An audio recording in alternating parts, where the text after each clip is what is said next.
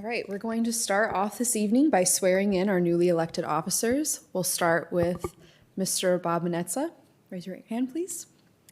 I do solemnly swear or affirm that I will support the Constitution of the United States and the Constitution of this state, and that I will faithfully discharge the duties of mayor in and for the city of Grand Haven, county of Ottawa, and state of Michigan according to the best of my ability. I will. Perfect, you're all set.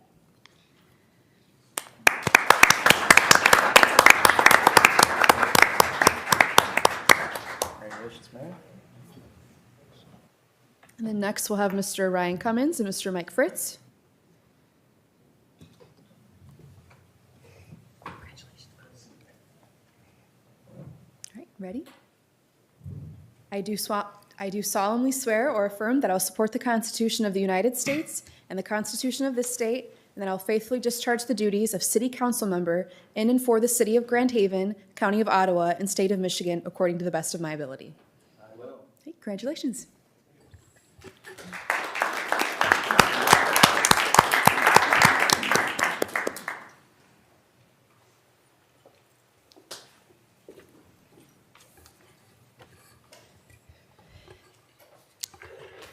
Staff ready?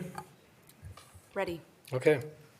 Well, my first official act as mayor, I will call to order this organizational meeting of the Grand Haven City Council for November 20th, 2023. Would you please call the roll? Fritz? Here. Lowe? Here. McLaughlin? Here. Cummins? Here. Manetza? Here. For the approval of the agenda, call to the audience was left off. I think that we should include a call to the audience per the Open Meetings Act, since this is an actual meeting of the council and it is separate from the rest of the evening's meetings. So I would like to amend the agenda to include a call to the audience. Since we're adding something to the agenda, we'll have to vote on that. So, and I would put it where it would normally be, would be between approval of the agenda and new business. That's where it is on every other agenda that we do. So I would like to have that amendment included in the approval of the agenda. Any questions? No, so moved. And second. Okay. Questions on the motion? McLaughlin? Yes. Fritz? Yes. Lowe? Yes. Cummins? Yes. Manetza? Yes. Okay, at this point then we'll have a call to the audience. Call to the audience. Members of the audience may address council on any item, whether on the agenda or not. Those addressing council are asked to provide their name, address, and will be limited to 3 minutes of speaking time. Council will hear all comments for future consideration. Will not have any response at this time. Those not physically present who would like to call in may dial 616-935-3203. If it continues ringing, please remain on the line until it's your turn. We'll take all callers tonight. I would like to remind the audience that we will have 2 calls to the audience in a regular meeting. So if you have comments that are pertinent to the agenda of the regular meeting, you could save them until then, you'll be heard. So please identify yourself. I'm Joyce Workman. I own Vintage Green at 7 North 7th, but I'm here as the current board chair of the MSDDA. I just would like to say welcome, and we're just excited to work with you and to keep working with you. So thank you for serving. Thank you.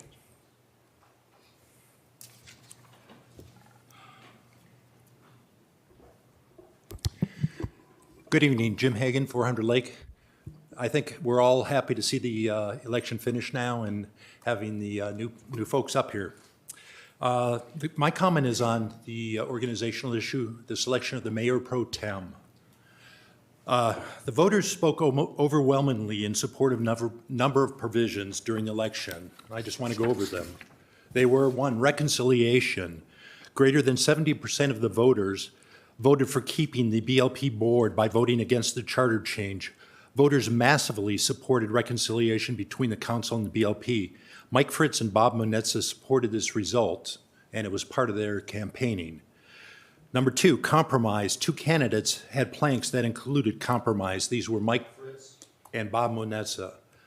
Number 3, voter preference. Mike Fritz received 490 more votes than the nearest council competitor. This represented just under 25% more votes than the second place finisher.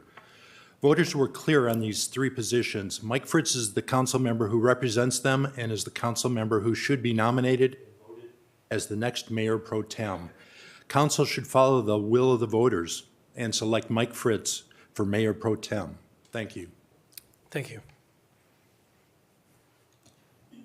Any other comments?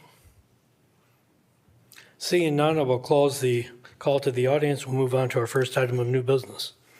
Maria, would you like to read that? Consideration by City Council of a resolution electing a mayor pro tem. All right, I think this, unless my parliamentarian corrects me, I believe that the simplest way for me to do this is to call for nominations from council.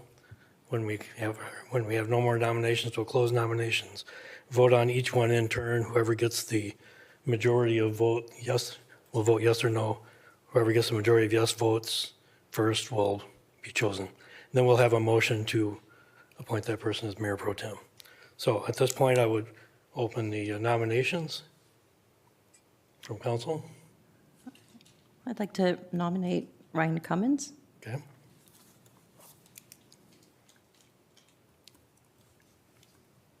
Are there other nominations? I would like to nominate Mike Fritz.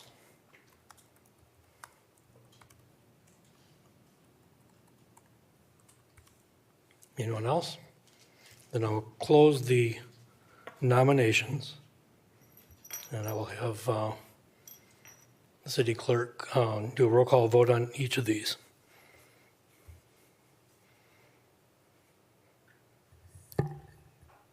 We'll start with Councilmember Cummins. As in, you're just asking for, We need a yes, no vote. What should happen, okay, so now that the nominations are closed, can we get a We have second? discussion? Can we get a second on the nomination for Mr. Cummins? We don't need a second for nominations. I thought we did on a motion. Well, Robert's Rules doesn't have that. It just has For any nominations, For any and resolution? then you vote. Do we have discussion? We won't have two separate votes, it'll just be one vote, Okay?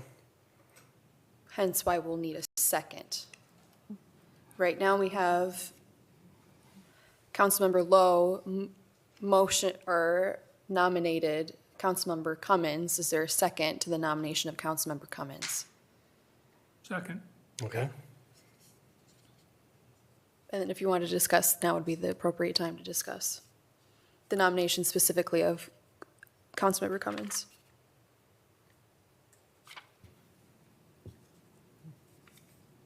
Any comments? Only that Ryan has served as mayor pro tem for the last 2 years. I think he's represented the city very well.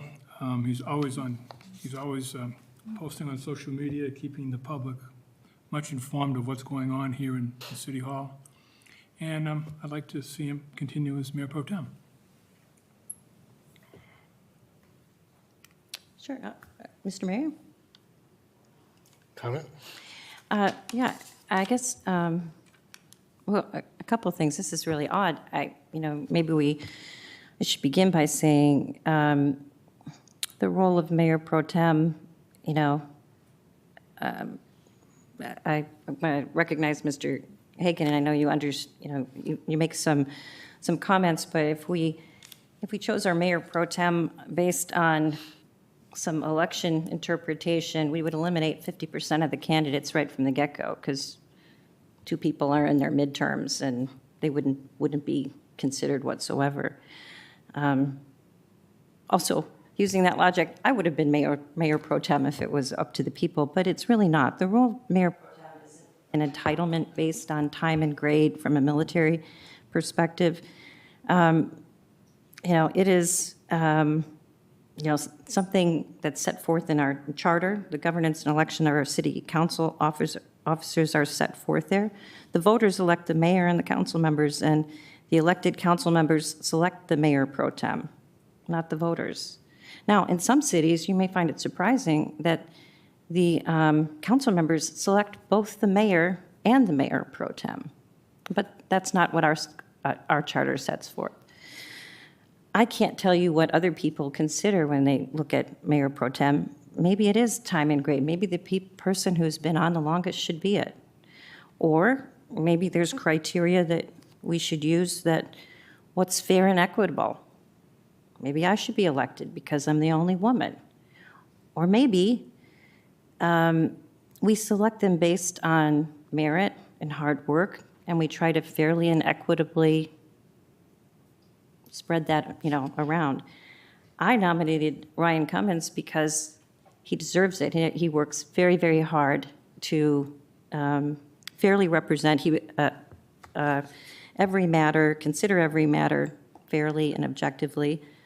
He also did the most for me, I can speak as a new council member coming on board and trying to understand the charter, follow the Open Meetings Act, really took me under, his wing. He's been that steady hand throughout the past 2 years that I've been here.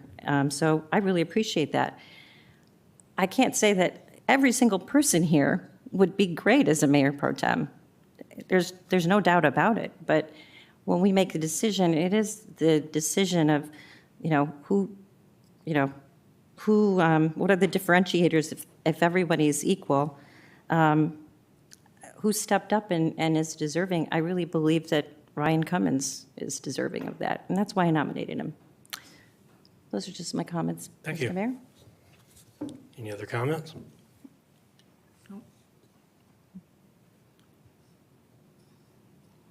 So Maria, would we vote on this now, or you want to move on to another nominee? We should probably vote on this one. Yeah. Okay. Lowe, Yes.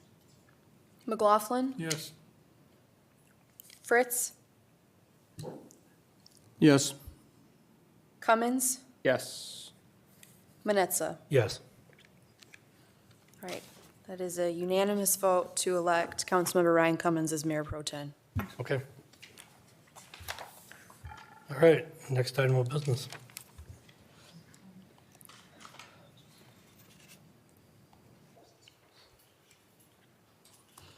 Consideration by City Council of a resolution appointing an auditing bills review committee. So move. So, now, okay, so now, last time I did this, we had like a rotating assignment every 6 months. Yeah. And then you pair it off. That was Right. kind of somewhat voluntary at this point. Correct. Yeah, right now, Councilmember Lowe and myself are serving in that capacity. So, And then it would turn over to Councilmember Fritz and McLaughlin. Okay. When is that, January 1? No, Yeah, I don't know, it was every 6 months. every 6 months, yes, sir. That's the way we did it 2 years ago. Yep, we've continued that practice. Okay. Correct. So the motion then is to assign To the continue that. the rotating pattern that we've had before. Yeah. Is that clear, Maria?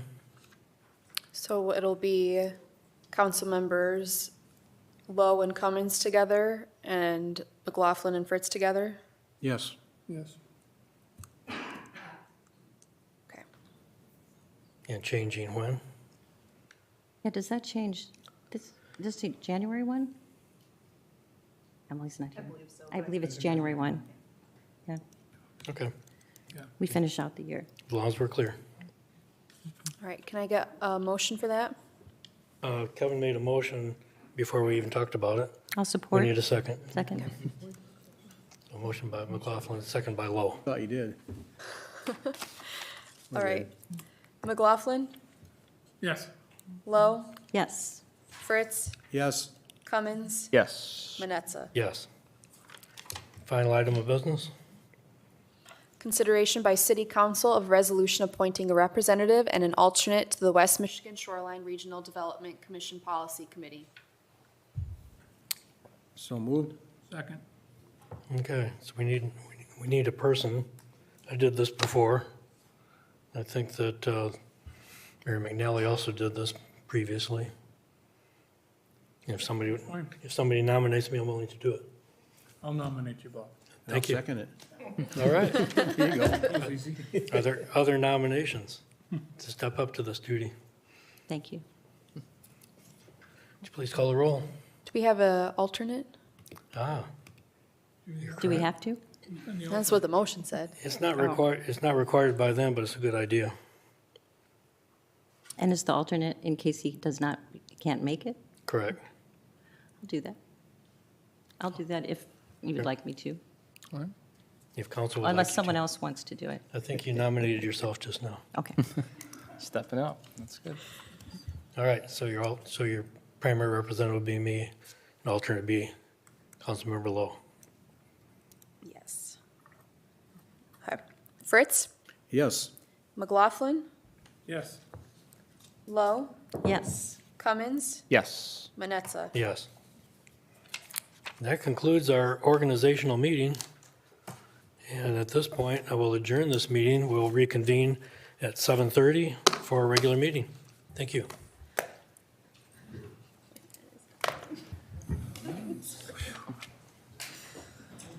Oh.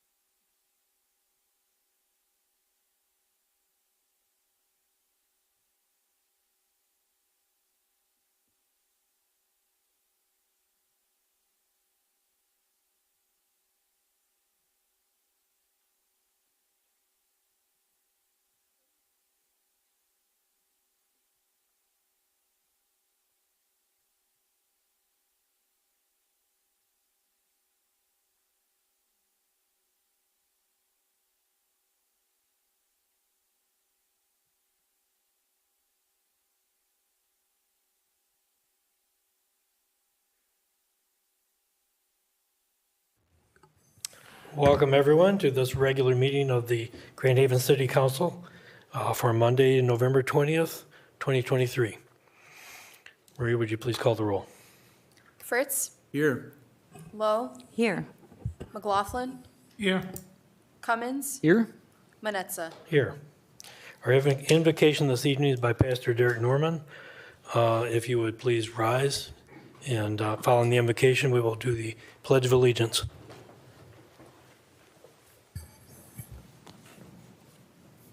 Is he here?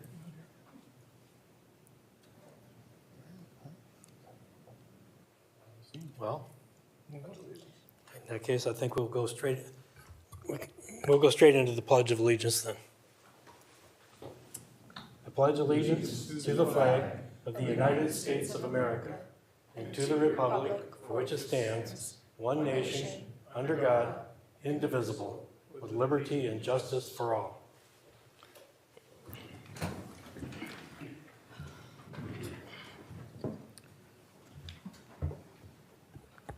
We have no appointments or reappointments this evening, so we are to the approval of the consent and regular agendas. Are there questions, comments, or a motion to approve?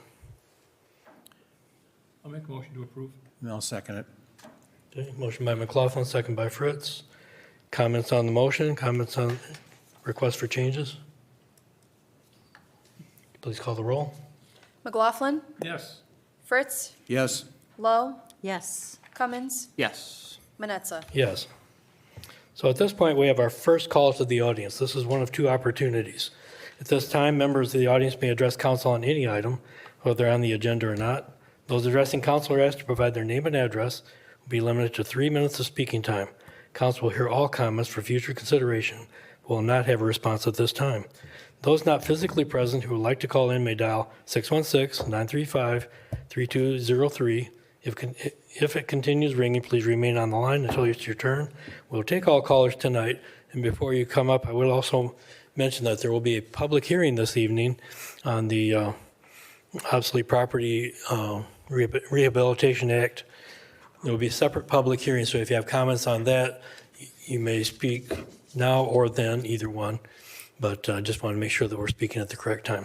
So comments from the audience at this point in time?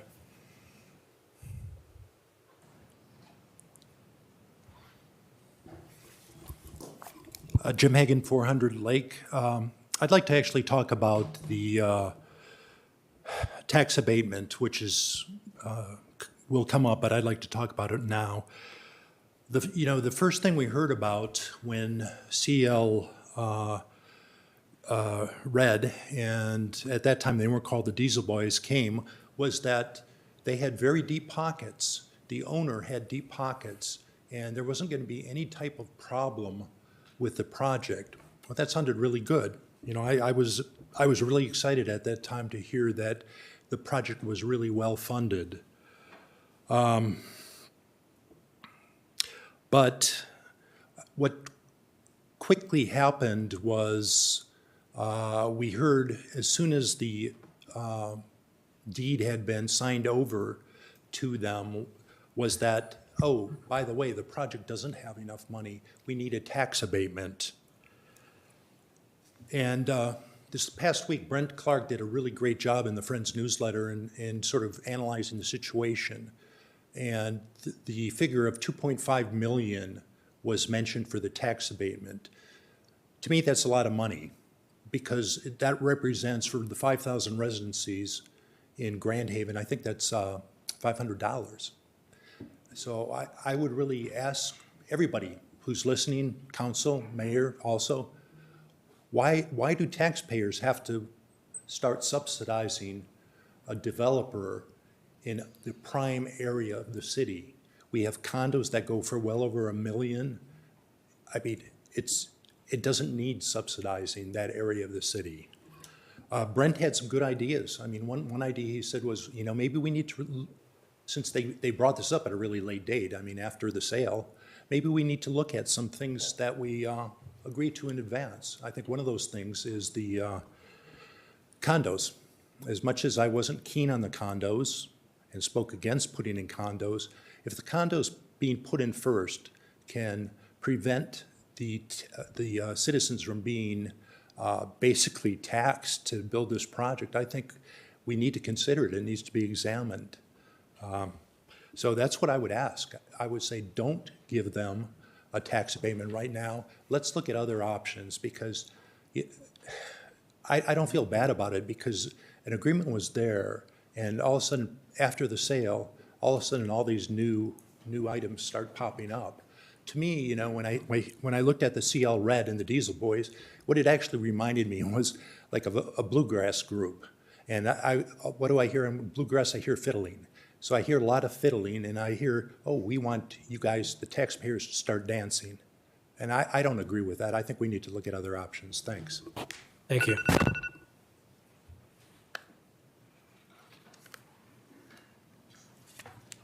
My name's Bruce Ostro. I live at 306 Ottawa Avenue in Grand Haven by the hospital.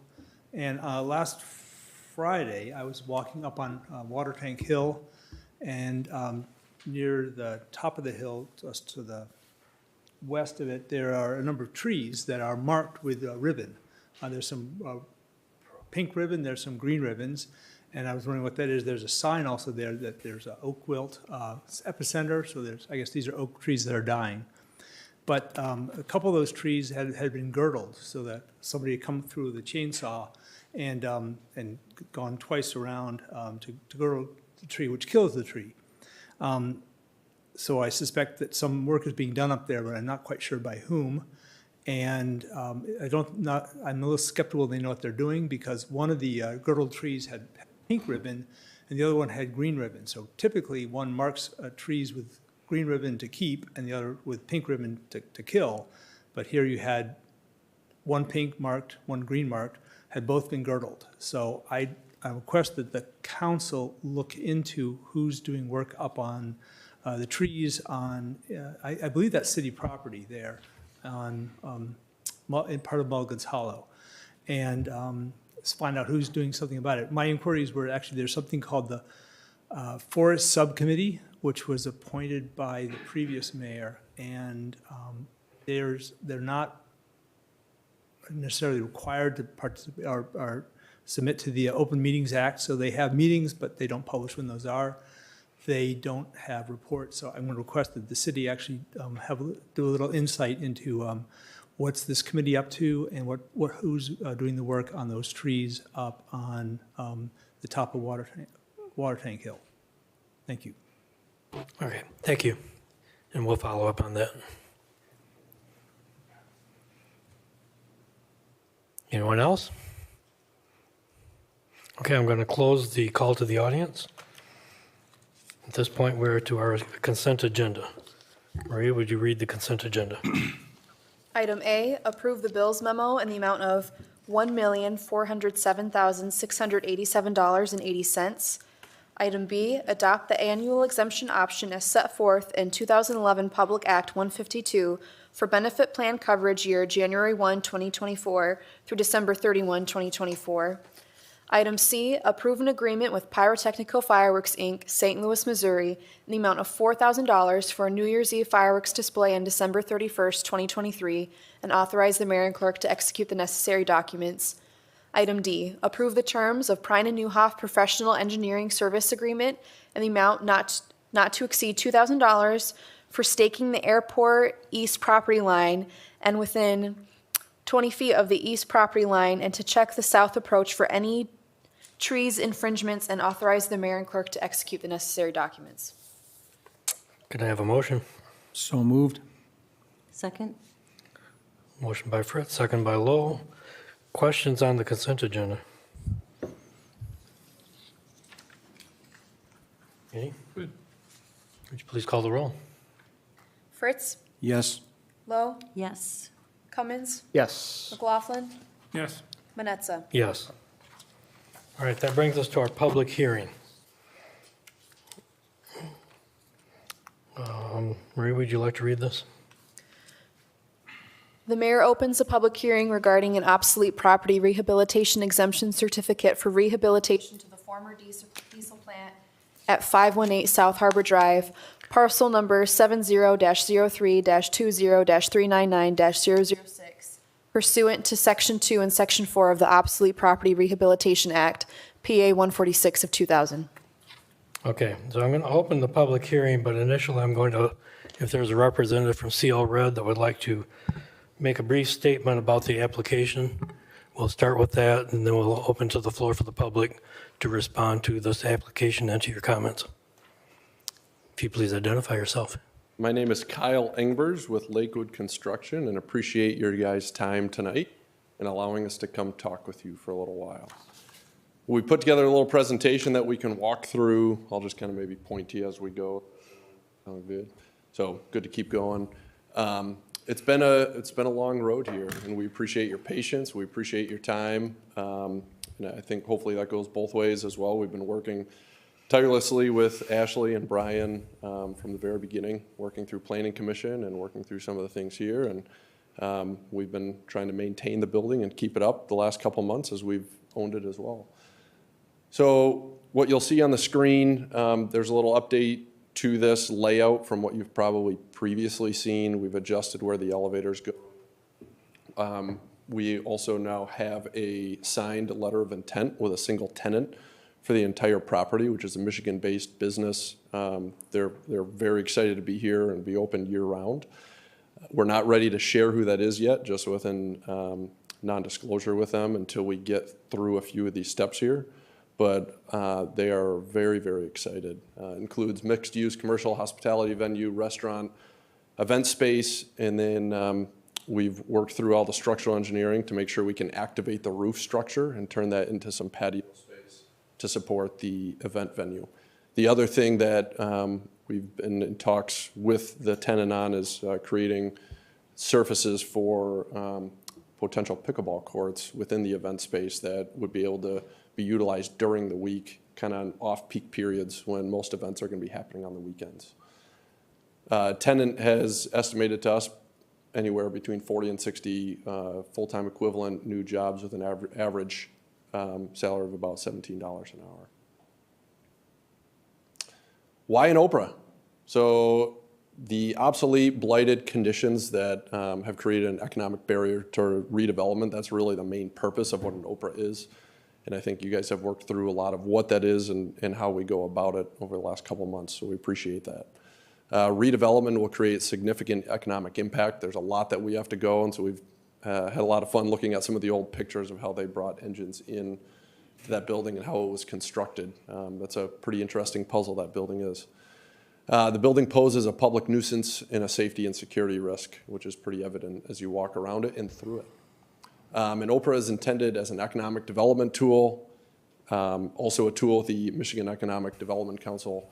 They require local support before they jump in, so they are kind of at the ready here, and they're waiting to see how this goes before we can work through their process. Preservation of architecturally significant and historic Grand Haven landmark, which we heard loud and clear early on when you guys were evaluating all the different proposals that came in. We're proposing minimum alterations really to the exterior. I mean, decent amount going on inside, but it's not, drastically changing the space. We're not cutting it up into small apartments or anything like that. We're really keeping a lot of the details that you see and appreciate. A lot of developers would face a lot of the same things that we're working through right now of ADA access and MVP equipment, which I'll touch on in a minute. There's not too many qualifying properties looking around Grand Haven that would be able to go after something like this, but this definitely checks a lot of the boxes. So the designation of obsolete. So the Grand Haven City Assessor kind of worked through this, and I'm going to paraphrase a little bit of what you see on the screen, but also just what he had in his letter. So the peak use backup for power was the original use of this building via large diesel fuel powered engines. The generation type is obsolete compared to more modern power plant facilities. Also, major systems within the building were original to the construction and require modernization. Both these reasons combined support the conclusion that the structure is functionally obsolete. We're also changing the intended use from industrial to commercial. All new mechanical, electrical, plumbing, and HVAC equipment There's a lot of new codes since that building was built that we need to work through, as well as ADA accessibility of getting people in and out of that space. Interior demolition of all the power generation equipment, which is going to be quite a fun process to watch, and I'm excited to see that take place. Hazardous materials abatement and vapor mitigation and industrial cleaning. And if you walk around that building, all those things will ring pretty true. So here's a couple pictures. In the bottom left, I want to call your attention to, it's a pretty fun wall. It's got all kinds of dials and buttons on it, and there's some lights on it, and that's a component that we're looking forward to maintaining in the space. I think of my kids if we would walk into a space like this and being able to walk up and turn dials and see some lights go off and maybe a few little noises, kind of make them feel part of what's going on. And then we would be maintaining one of the engines, and by maintaining, obviously not running, we would clean up one of the engines, and it would be more of a trophy in the space, if you will, to be able to tell the history of the building. Everything else that you'd see in there would go away. In the basement, we'll be leaving the foundations from these engines. We've talked with folks that have removed these engines before, and how deep and wide those foundations can go would be quite a trail to go down, so we're not going to go down that, and we'll use it as some structural integrity for the event space. I want to introduce Nathan, also on the development team, who's going to run through more of the financials. And good evening. I'm Nathan Watson with CL Real Estate Development, and appreciate your time again. As Nick mentioned, wanted to go over some of the business numbers so you can see a little more on the funding sources and the rationale for the request for the OPRA. The project sources chart on the left shows where the money for the project is coming from. We have the largest portion of it being traditional conventional debt financing. It's almost 50% of the project. Owner equity is actually 25%, which would include developer fee and owner equity participation in the project. And then we also are applying to the Michigan Economic Development Corporation for about 16% of the project cost.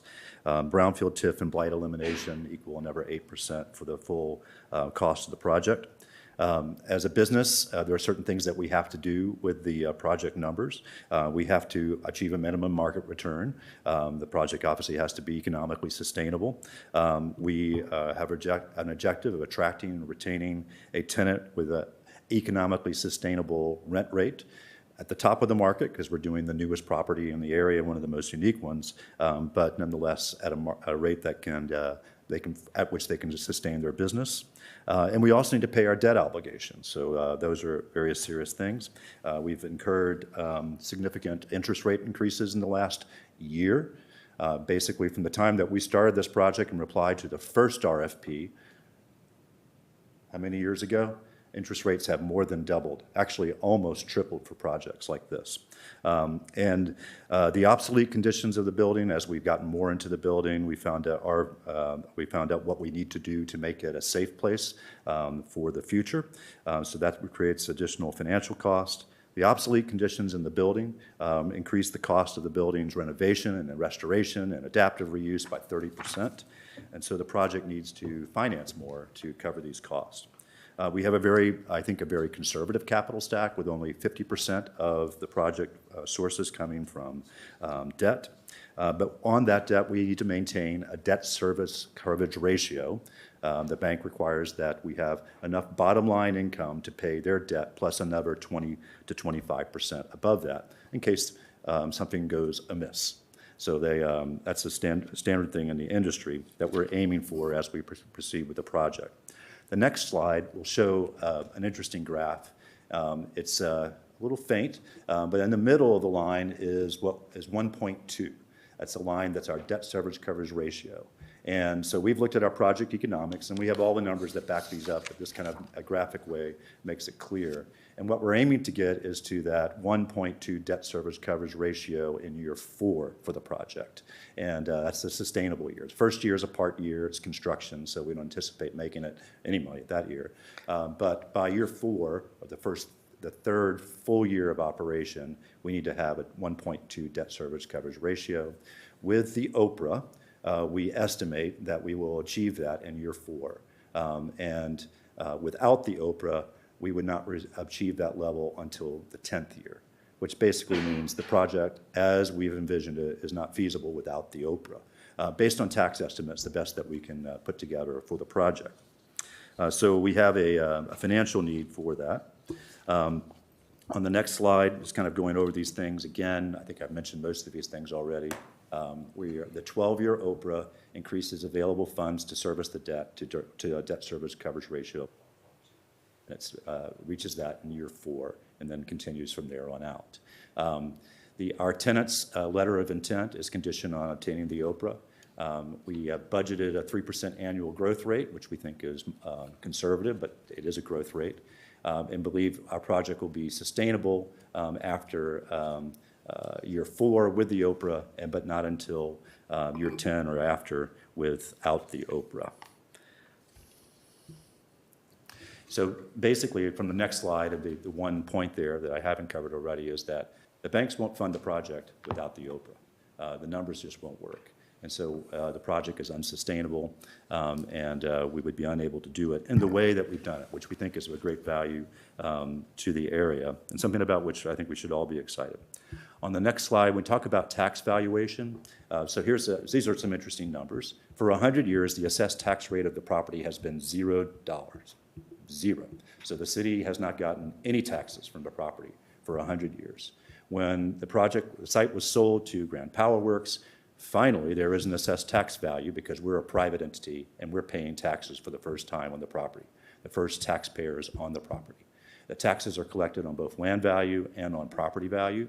The Oprah only freezes the current assessed tax value before improvement. So there already is an assessment on the property. We purchased it at a substantial amount of money, and so there is an assessment already. So the city is already going to be getting taxes from the property. We will continue to be doing that with an Oprah. And so here's 2 examples at the bottom with the Oprah, and these are estimates based on what we think the tax assessments will be, and talking with the assessor and our consultants. We think we'll be paying $60,000 to $75,000 a year in real estate taxes, and that without the Oprah, we'll be paying $130,000 to $160,000. And I'm just going to tell you, if you look at anyone's budget on a project like this and look at our gross revenues and you say you're paying $160,000 in taxes, that is 25% of our gross revenue on the project. It's not sustainable. No one could do a project here and afford that kind of tax assessment, and that tax bill, I should say. So it's really important for us to get the Oprah so that the project can be realized and the project completed. On this next slide, I think we're almost finished here because we're at page 11, so that means we are finished, besides it, for seeing it. The Oprah only will cover the portion of the property being associated with the diesel power plant. There is some other property on the land, which we've talked about doing additional condos and the like that we haven't proposed yet, but have just talked about. This will not cover that. So the Oprah only covers the obsolete property, and that is the diesel power plant, not the rest of it. Just in terms of other rationale for the projects, there are some additional improvements and benefits going with the project. This project aligns with Grand Haven's Economic Development Strategic Plan. It allows for the city to push back the sidewalk along Harbor Drive for a safer walk for pedestrians to the beach from downtown and back. There will be a pedestrian walk across Sherman, new bike racks, street trees. The redevelopment of an existing building is environmentally friendly, and much more so in this building because it's not an environmentally friendly building. It hasn't been for a long time. And it'll be completely cleaned up, an amazing building, but still celebrating its beautiful historic character and providing a year-round destination for Grand Haven from this facility. And with that, I just want to thank you for your time. Thank you for bearing with us with all the details. We'd be happy to share any more and try to answer any questions you have when you're at that point of the agenda. Thank you. Okay, thank you. And we are in a public hearing, so if we have questions, we'll ask you to stick around. So who else would like to speak? Good evening. My name is Cecil Bradshaw, live at 31 Sherman Avenue. And by the way, welcome back to the center seat, Mayor Manetza. Thank you. Been a while. I'm calling this a chronicle of the diesel plant. 4 proposals were received for the redevelopment of the plant. City Council did not perform any objective analysis of the proposals regarding the purchase price, tax revenue, development revenue, TIFs, negative impact on the community center, nothing. Decision to keep the building was based on the number of people that responded positively in a survey to keep the building. That number of people represented approximately 3% of the citizens of Grand Haven, pretty small percentage. Ultimately, CL Lakewood Grand Power was given the green light to proceed with the sale. This decision gave up the potential of several $1 million in revenue from one of the other proposals. This decision would create competition for the community center, already losing $400,000 a year. Grand Power is given extensions to their due diligence period, providing with months to complete prior to the sale. During this time of extensions, Capstone submitted to the city an offer to purchase the property that would reuse the building that never made it to the public eye. This would have been a chance to reclaim the lost millions in revenue from the CL Lakewood proposal. The City Council adopted a resolution to create an obsolete area for one parcel in a non-blighted area, clearing the way for potential developer tax abatements. Based on Brent Clark's analysis, that could amount to another $2.5 million in lost revenue, and I believe you all got copies of that. The fact is that Grand Haven is sitting in a very unenviable financial position. And if you're truly serious about getting the city's financial condition back in order, this would be a wonderful chance to demonstrate that by voting no on this Oprah request. I urge you, don't set yourselves up to be the gift that keeps on giving. Another $1 million+ in abatements on top of the millions that you have already passed up on with this project. Thank you. Thank you.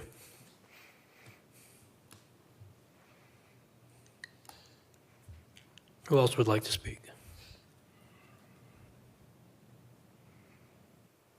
If no one else wishes to address council, I will close the public hearing. All right, we're going to close the public hearing at this point. Marie, would you read item C? Consideration by City Council of a resolution to award an obsolete property rehabilitation exemption certificate for rehabilitation to the former diesel plant at 518 South Harbor Drive, parcel number 700320399006, pursuant to Section 2 and Section 4 of the Obsolete Property Rehabilitation Act, PA 146 of 2000, and authorize the mayor and the city clerk to execute the necessary documents. All right, I'll need a motion. So moved. Second? Okay, motion by Fritz, second by Lowe. All right, this has been a long road to get to where we are with this. I was involved early on with, when we got this from the BLP and looked at proposals and such. And here we are entertaining this Obsolete Property Rehabilitation Act abatement. So who would like to just begin discussion?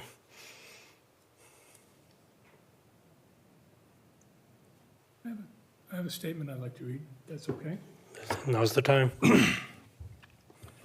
Last Thursday, City Council received an updated package from the development team, CL Red, dated October 4th, 2023, requesting the city to enter into a 12-year full tax exemption on the improvements of the diesel plant project. So let's first back up a bit and talk about the history of the project. A prior council entered into an agreement for the purchase and redevelopment of the real estate for the diesel plant, dated June 7th, 2022, with the CL Real Estate Development LLC. This was some 17 months ago. In that agreement, Section 4, there were 4 contingencies: general due diligence and feasibility, title insurance, survey, and environmental. The prior city council agreed to reduce the appraisal value of the building from $1,550,000 to $1 million. My rationale for approving this was that the development company outlined only the 4 contingencies that I noted above.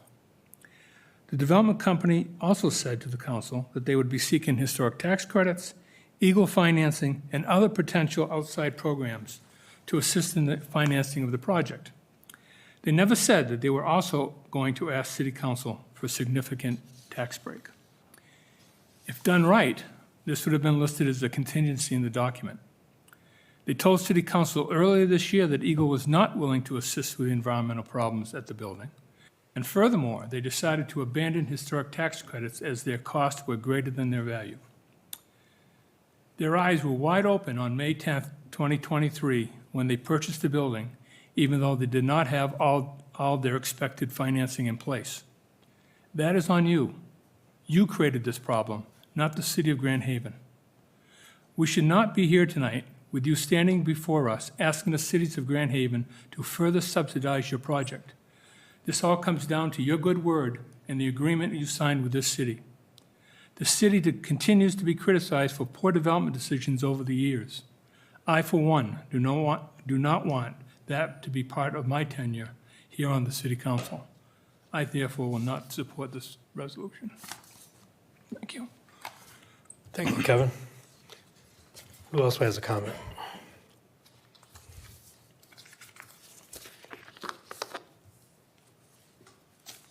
No one?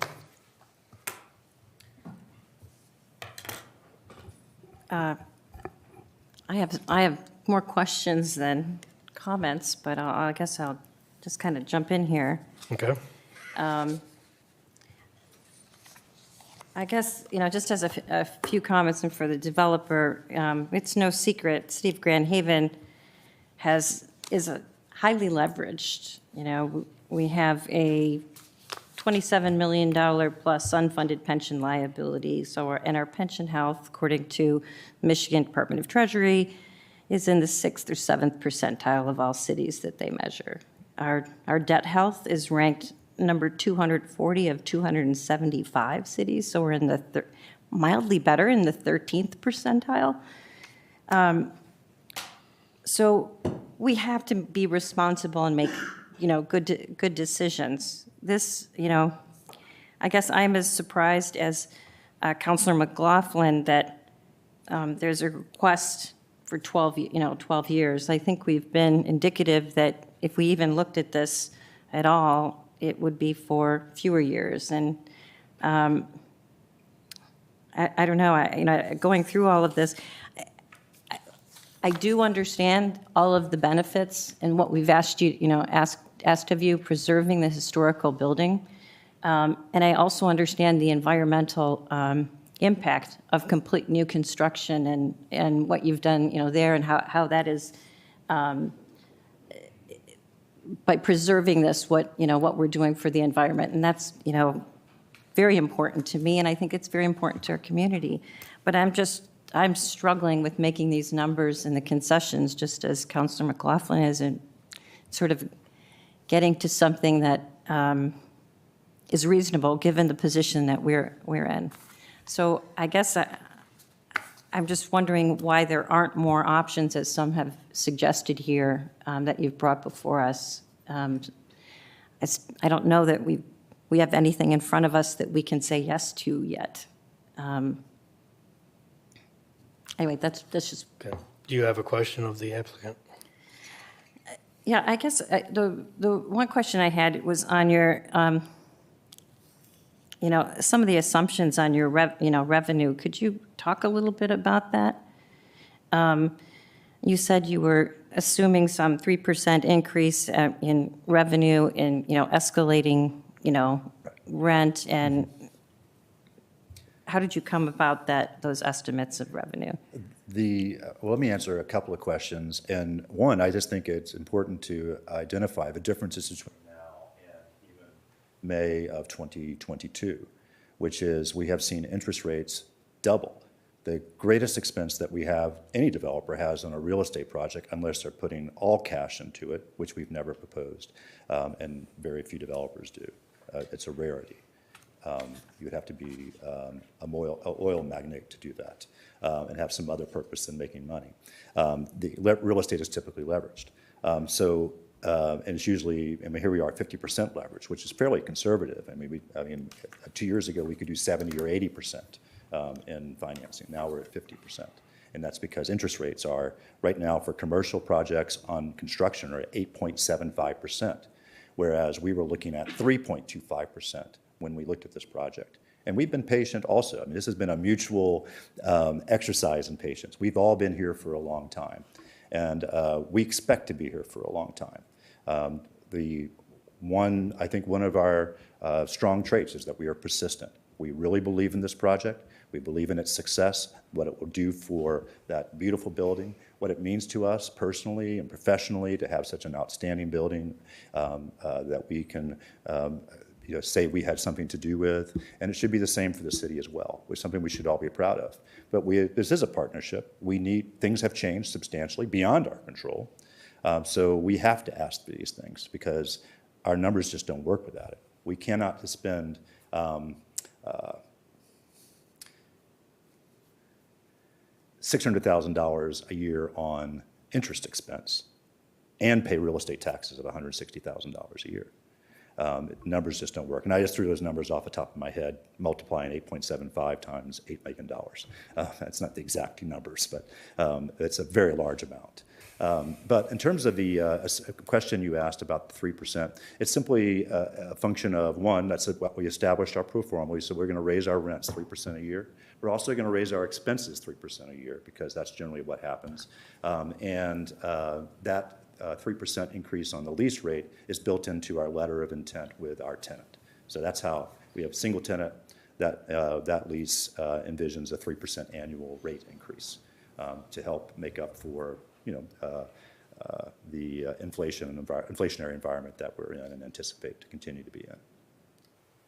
I hope that's answered your question. Yes, and so if I heard you correctly, your loans are contingent upon us saying yes. Your understanding of with your rent, Yes. Yeah, we've charged as much all of rent this is as we can. contingent on a 12-year tax abatement. It's exactly, yes, because that's the way we get to that tax rate and that tax cost estimate on an annual basis is through the OPRA. And if we were to do it without the OPRA, based on that little chart, we wouldn't reach our debt service coverage ratio to year 10, which means the bank will not lend on it. So if without the OPRA, the bank will not lend on this project. So then what happens? That's a good question. I'm hopeful that we don't have to answer that question.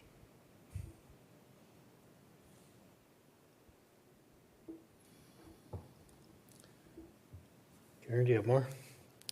No. Ryan? Yeah, so, thank you for your comments and the presentation. I think it's kind of a mix here. I hear you that there's been a partnership here, and I think there's been a desire. Both parties certainly want to save a beautiful historic building and have a reuse and repurpose that provides community access, opens it up. And so we've all been working towards that. I do hear a little bit that, obviously inflation has kicked all of our behinds, the cities as well. We're paying a lot more for all of our expenses. And in one respect, I could say, well, as a developer, that's the risk of real estate that you take on when you take on projects that your debt service costs could be higher.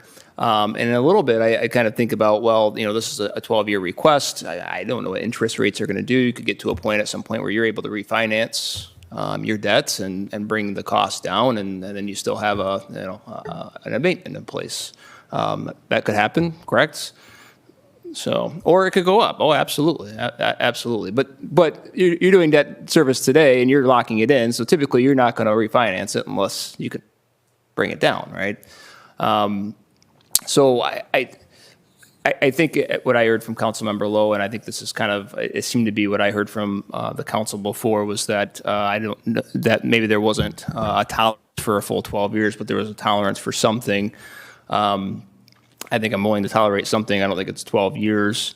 I think, there's a reason why the state has created these programs to reuse and repurpose these, oftentimes historical, but blighted properties that can't be, reused and repurposed without some assistance from local municipalities as well. And I think, your point in indicating that, this was municipally owned for 100 years, there was no taxes that the city brought in on it during that period of time is very well taken. And I look at it not just in the 12 years. This is something that will be here hopefully 100 years from now. And after whatever period of time it is, like I said, it's bringing some taxes to the rolls, and this is kind of a portion of that you're looking to retain and put back into the project. And long term, 50 to 100 years, we have a project that's fully on the tax rolls and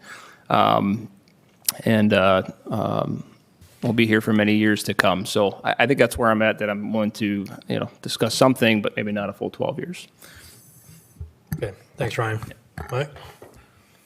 Well, this is one of the, as Ryan just said, it's one of the tools that they have to use to help these places. A good example is what we did over at the boat storage area over there. We gave them there was a brass foundry in that, and we gave them abatement for it to do that, and that came through, and we're capturing the money from that to help pay off, which we did. Grand Landing was another one. Another one was highly polluted in that, and that's how you get your tax abatements. You take a blighted piece of area or something that's not useful anymore, and who's going to invest that kind of money if they can't get any kind of assistance from either the city or from the state? That's what these tools are for, to work forward with and help them get them so we can get these properties back in shape again and make them useful for us. We've seen good examples of how that's worked. And yes, it's 12 years, but it's a lot less than 27 years that we gave it. We're at Peerless, I think it was. But I'd like to see the property be back in shape, and this is one tool. Right now, we are collecting taxes. They've been paying taxes. They'll be paying taxes on $1 million that they paid for it, or whatever it's up to. I don't know what the exact figure is on that, but I'm sure they'll be paying on it. And as they invest in it, do we not collect some of that money? If they reinvest in it, we don't give them right to the same amount today. As the investment goes up and value goes up, we get a small percentage of it, don't we? It comes back. The current tax rate would be frozen as is. Frozen assets, okay. Then we move forward with that then. But then again, we're going to have it in 12 years, we'll have it coming back in like we did all the other ones. So I'm in favor of moving forward with it, be honest with you. The simple fact is, you need to have investment in your community if you want to make it grow and do good. So that's what I like. Okay, thanks, Mike. And I have a little different recollection of the genesis of this project than I've heard this evening.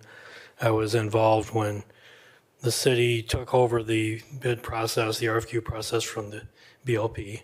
BLP had gathered actually 5 bids, but one of them was meaningless. They had 4 meaningful bids that they solicited from 70 different parties, and pretty much for an open proposal process. They came back, they turned that over to us to council, when council said that we would be responsible for the sale and redevelopment of that site. And CL Lakewood at that time was actually the lowest of the 4 bids, but they also proposed to do the least intrusive work on the building itself. Melching was in there too, also saving the building, somewhat more involved, a little more money involved. The $1.5 million was the capstone proposal, and I don't think that was the highest proposal, it was the highest one that anyone had tolerance for, because the Elite Hotel proposal was, I believe, more money, but it was a project that no one thought was going to be a feasible project for that site. So we looked at it as, what's the outcome going to be here? Many of us, including many of our boards and commissions, like the idea of preserving, reusing, repurposing the building if it was feasible to do so. But we all recognize that that was the highest cost to the city in terms of money left on the table. So that was the trade-off we looked at. We also did the survey, which has been much discussed, and make what you will of it. Those who responded to it were overwhelmingly in favor of reusing the building if we could find a way to do it. And we found a party that said they would do that, and they had a plan which was feasible, which made some degree of sense. It's certainly evolved over the past 3 years since this project has started. But the other outcome, the project that would have put $1.5 million of sale price into it, was going to take the building down, possibly reuse bits and pieces in their facade, but the building would be gone.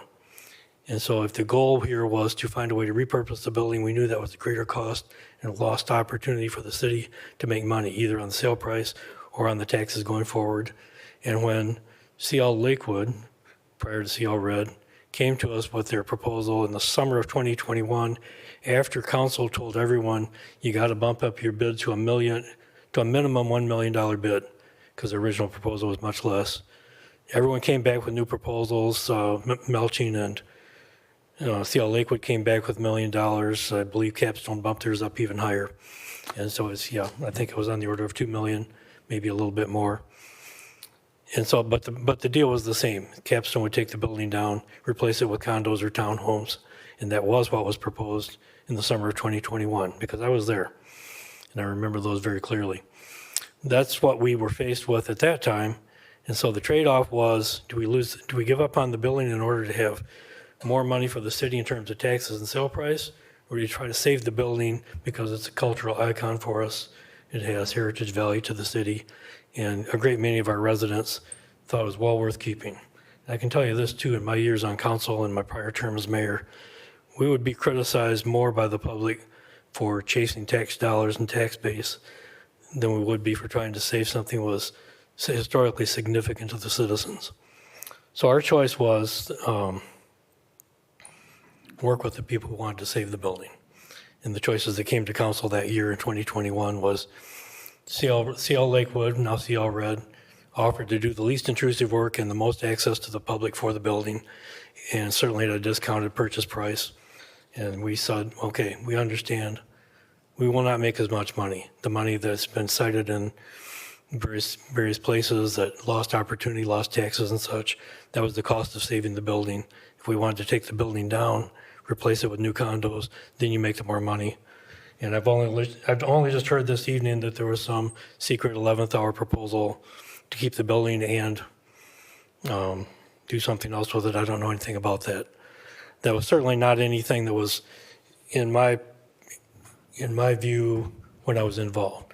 What's transpired over the past couple of years, I think, has been more filling out the details, working out all the little pieces of the project and getting to a point where there could be a buy-sell agreement signed and commitments made and a project actually get underway.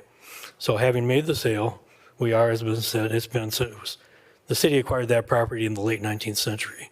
So in more like 130, 140 years, the city's owned it, never got a dime of taxes. Now we're getting something. It's not a lot, we're getting something. We're being asked to forego increases on those taxes for the next 12 years. 12 years turns out to not be that long when you're looking at the 100 and some years that it's been there and the long period of time that we hope that building will continue to stand and be useful.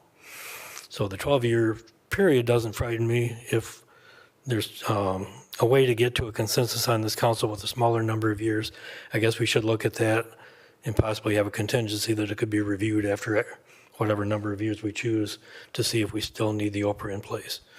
That's a way we could go. It should be noted that there was also there will also be a request for a layered tax increment finance through the county and state, which would capture non-local taxes, which otherwise would be collected and passed through to other entities. The state school tax, I think there's a couple of state taxes that could be captured in a TIF, which would be layered on top of our OPRA, which would otherwise not support this project and which would support things that those taxes are intended to support. But the OPRA would represent the city's commitment to the project. The city is expected to have basically skin in the game, a buy-in. There's something that the city will give up or that will pay for, or something to show to the state tax people and the county tax people that we're in on this, and then they can grant this TIF. So that would be another piece that if we don't approve the OPRA, that piece of the TIF would also be unavailable to us. We could go all TIF, but that's going to be a rather different animal, and it'd probably be a much longer term by the time you collect just for eligible costs. And I don't know all the numbers on that, but that's the sense I get. I'm also on the Economic Development Corporation Brownfield BRA board, and we see these incentives from time to time, and they are significant incentives. It is a lot of money applying back in the project. Is it a public subsidy? In a sense, yes, it is, because we're going to forego taxes. We're in a better position now than we were a few months ago before the sale because we're getting something. We're also not maintaining the building anymore. We were putting significant city resources into keeping the building from falling apart. That's not our job anymore. So there's a couple of things that have happened since the sale that have been beneficial to the city.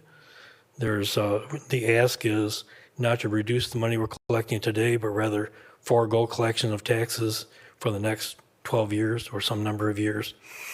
And if you take a long view, that's not that long. And if you look at the sentiment in the community as I understood it, not just from the survey, but from feedback from our boards and commissions and feedback from citizens as I met them, the building is significant. And allowing it to be torn down, replaced by condos, so that we can make more money is not what the people are really looking for. Yes, we could use the money, absolutely. We could use the money for a number of reasons. We have many obligations. We have many projects that could be done with more quickly if we had that money. Mr. Fritz cited some of the other projects that we did abatements for, and those have closed out and they're starting to make money. I can remember 3 years ago when Mr. McGinnis and I went to the library board and said, well, we closed out the, I believe it was the old brass foundry project. We closed out that TIF. We're collecting money now. Here's a check for, it was like $30,000. It was like, all of a sudden, here's money they're getting that they've been getting about $14,000 before. They were happy that ended and they were getting money. That wouldn't have happened if 12 years earlier we hadn't done something about an abatement. So it does eventually come around. As the abatements fall off, we're in a better position. In the meantime, we have potentially saved, rehabbed, and reused a valuable old building that means a lot to the people. So I'm in favor of doing an Oprah. I'm flexible on the time frame. If there's a way to be flexible on that, I think that the real goal of tax incentives, the incentives we offer to developers, to people who want to invest and need that extra time or that extra money to make their investment, the taxes you might collect, the money you might get from the sale, those are nice, but the real goal here, the real prize is the asset for the city, what it means to the city to have a building like this saved and repurposed, the employment that they offer, the economic activity that can come from this, which nobody has disputed that this could happen. I think that it's not a sure thing, but I don't know of anything that is a sure thing these days. I mean, the real prize is this economic activity that we've introduced to the city, the potential for employment, and the other things that a dollar spent in town and multiplies by, I think, 10 or some such number as money circulates. There's value just in that, whether you ever collect taxes. And that's valuable not because it fills the city's coffers. It's valuable because it makes the city stronger and more resilient in many other ways.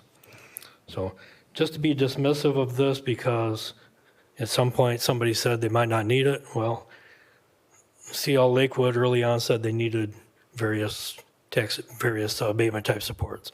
I never was aware that went away or they promised they didn't need it. And I know that a couple of things that they thought they would get didn't happen. And now we're at this point, and I would hate to see the building taken down or the project so modified that we have not achieved our goal of repurposing and rehabilitating this building and making it accessible to the public once again. To me, the trade-off isn't that hard. So I would support the Oprah. I would support it for either 12 years or whatever number of years this council is willing to look at, provided that we could reevaluate it again at a later time. So I've gone on long enough. I would invite my fellow council members to continue the discussion if you wish. Your Honor, Yes. I have a question for the developer. What would you be able to get your loan if we approved the Oprah for a limited number of years that could be renewable? Where's Elizabeth? Didn't you tell us we could do this in two pieces before? I thought we were told that. Hi, Elizabeth Butler, economic developer for City of Grand Haven. I believe there is a way to extend the time Extend, period. like if Yeah. we did it for half that amount of time. But we should, and we could we should renew- definitely clarify that with legal. Okay. And the other question I have is, would that Don't go away. still not be, actually, it's for the developer. Okay. Not meet the needs for your loan and for some of the things that you've lined up if we did something like that? Would that still, That's a tough question. I'm not sure I know the answer. that's fair? So I would say I would have to study it further. Yeah, I think the Karen's questions, I think those are two excellent questions. I emailed Ashley last evening, but, you know, the resolution that's in our packet isn't really a complete resolution. There's things to be filled in and completed, and I would feel more comfortable having a final version before us that we were actually voting on.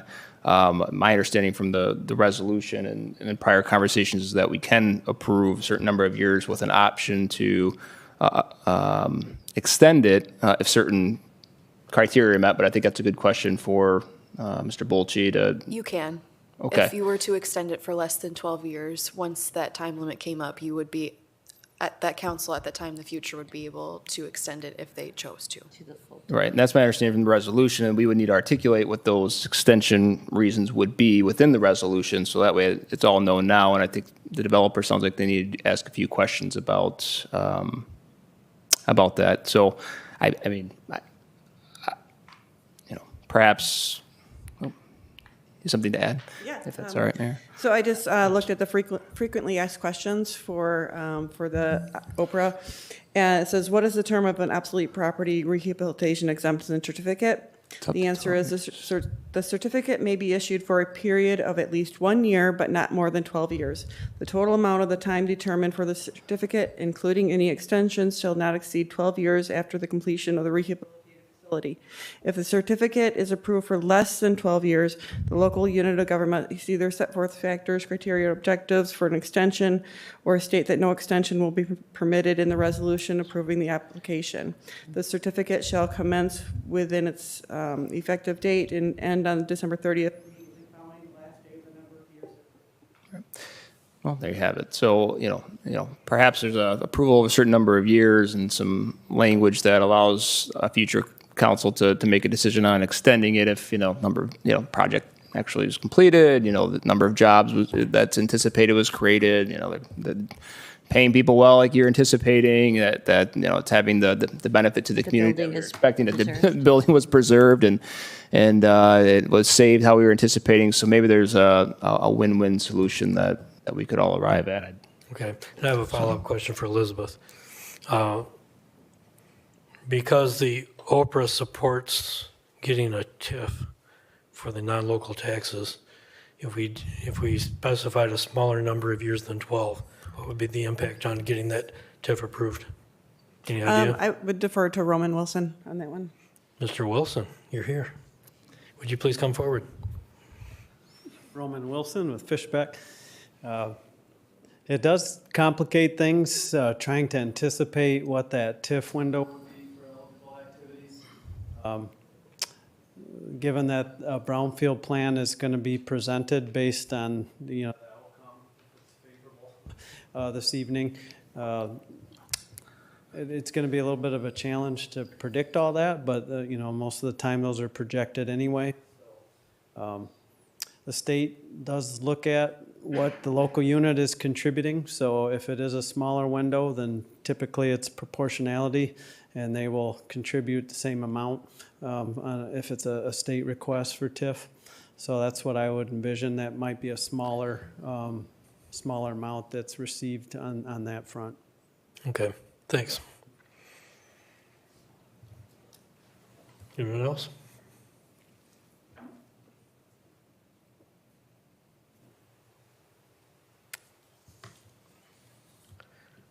Well, we have a motion. Do we feel comfortable moving forward this evening? I know that the applicant would like us to. I will point out that according to the law, that we only have 60 days to make a decision We did receive the application in October, which after some back and forth, the developer did choose to be at this meeting. But if you were to delay a decision, you would have to make a decision by the first December meeting on whether to approve or deny this. Understood. But we have until that meeting. Correct, if you would like to postpone it. Then we time out. Because I think there were some questions that were asked. And I'm not sure that the answers gave everyone the peace of mind that they needed to vote. Am I correct? That's correct for me. But if we postpone, we should say why and what we expect. Do you have something additional, this gentleman? Yes, come forward. I think one of the outstanding questions was, and I've been thinking about your question about the would a approval for a lesser number of years be acceptable for the financing for the project? And I don't know the answer off the top of my head because I really have to run the numbers. And sure. However, if there were conditions, if it were approved for at least the term of the loan, that would give the bank satisfaction for their 5-7 year term loan. Then there were provisions, performance criteria, like the ones that you identified here, that that we did what we said we do, and it's still happening. Then if we met those criteria, it would be renewed. I think that's unquestionably acceptable. That is acceptable. That would work. Because there's it's on us to perform that way, and the city is getting what it's asked for in regard to that. So that might answer those questions. That is yes, with some predetermined criteria for renewal in the future. Thank you. So we'll, just throwing this out here, I mean, what would the council's thoughts be on, tabling to our next meeting, with staff continuing to work with the developers on bringing back potentially a 6-year approval with a 6-year extension option if, project's brought to completion, the building's saved, jobs are created, all the things that they're indicating will occur to this project, including that language within a resolution for us to consider at our next meeting. I like that, and that way it would give the developers some time to tie that timeline to your bank loan, run your numbers, and come back with that option. I feel more comfortable that having that as one of the options before council. Okay, well, I'm interested in getting to a consensus that the majority of us are comfortable. And like I say, my outcome from day one has been, how do we refurbish and reuse this building if we can? And it can be done. Not everyone will be happy. Some may feel that the taxpayer is subsidizing this. They are to a point, but we're getting something in return. So that's the value question of it. So is that a motion then to postpone? Does anyone else have any other comment before we go there? I feel comfortable with the benchmarks and stuff like that when they hit that. We did that with a business in town here on our EDC board. We gave them benchmarks they had to hit and that, so it works pretty good. So I'm in favor of having some of that written into that for the next time around. So make sure we get that all set up when it comes back to us. All right, then we could use a cleanup on the resolution as posted. There's some caveats in that we can get rid of. Yes. All right. So I'll make the motion to table to our next meeting. Postpone. I'll second it. Motion to postpone. Postpone is the proper terminology. Okay. If you table, it means we got to take it up again later tonight. Oh. Oh, okay. Postpone. Postpone. So Thank that you. was a motion by Cummins, second by Fritz. Yes. All right. Any questions on the motion? Are we clear about what we're asking them to do in the meantime? And just to verify, that would be postponing until the December 4th, 2023 meeting. At which time we will make a decision. One way or another. Okay, call the roll. Cummins, Yes. Fritz, Yes. McLaughlin, Yes. Lowe, Yes. Manetza. Yes. All right, thank you.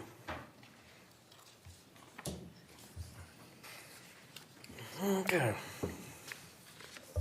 Our next item is our first item of new business. Item A, consideration by City Council of a resolution to approve a contract with Michigan Energy Options for the creation of a community energy plan and authorize the mayor and city clerk to execute the necessary documents. Administration recommends approval. Is there a motion? So moved. Second? Motion by Fritz, second by Lowell. I think that, as I recall, the prior council has already given a approval of the contractor and the general work plan. Yes. Yes. And all that was left to do was to formalize that in a contract, which is before us this evening. Is that correct? That is correct. Okay, so questions on this contract or on the work plan or any part of it before we sign?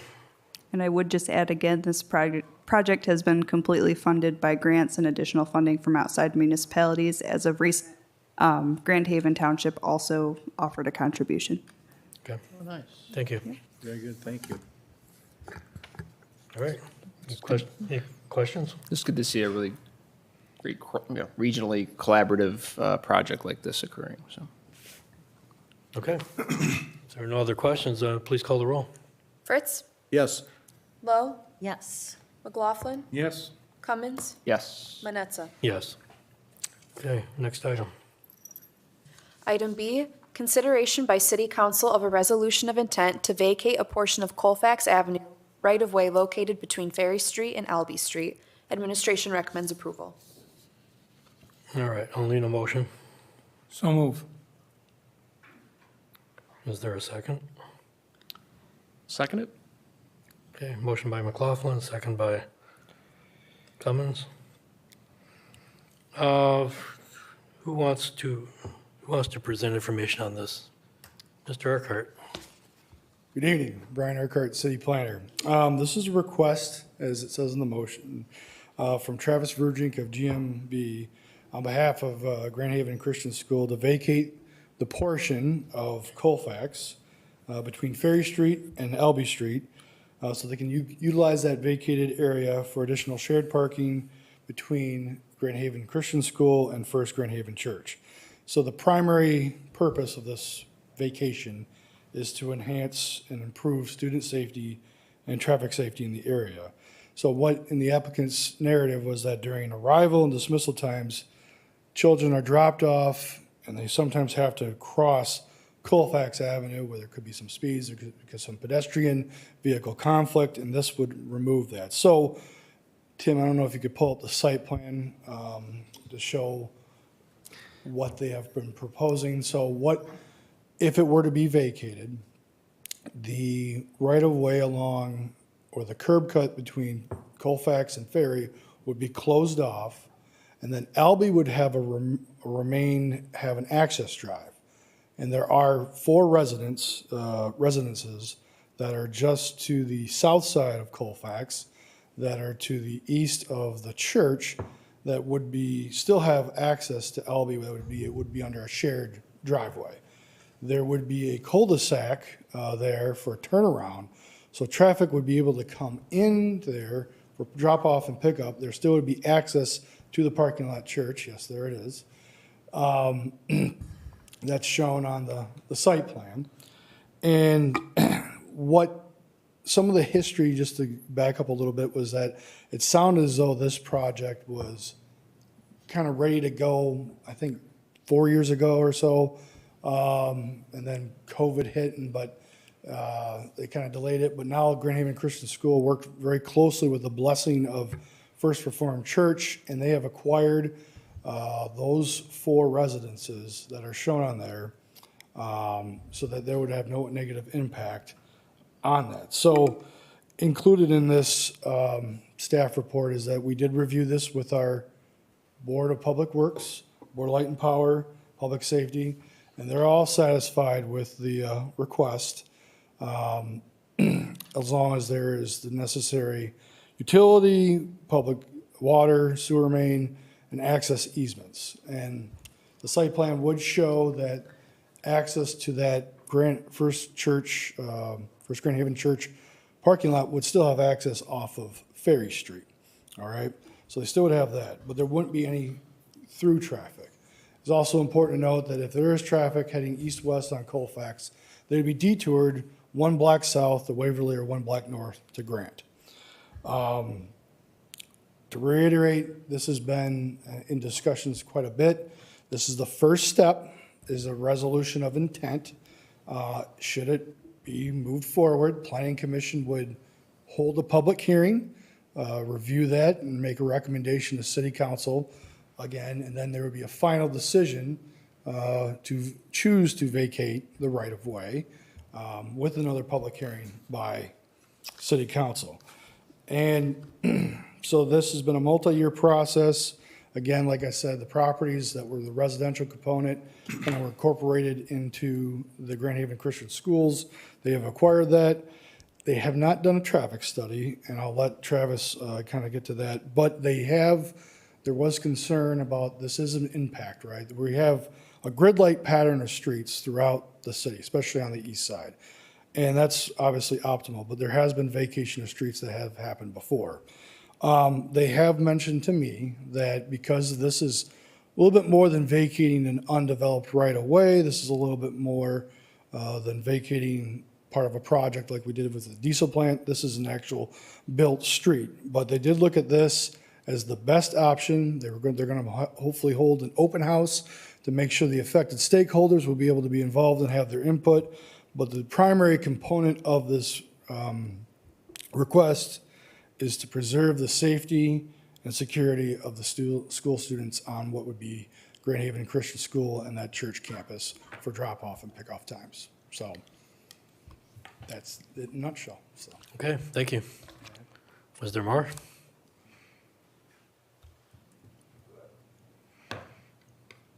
Yeah, thank you. My name is Travis Verjink. I'm with GMB Architects Engineers.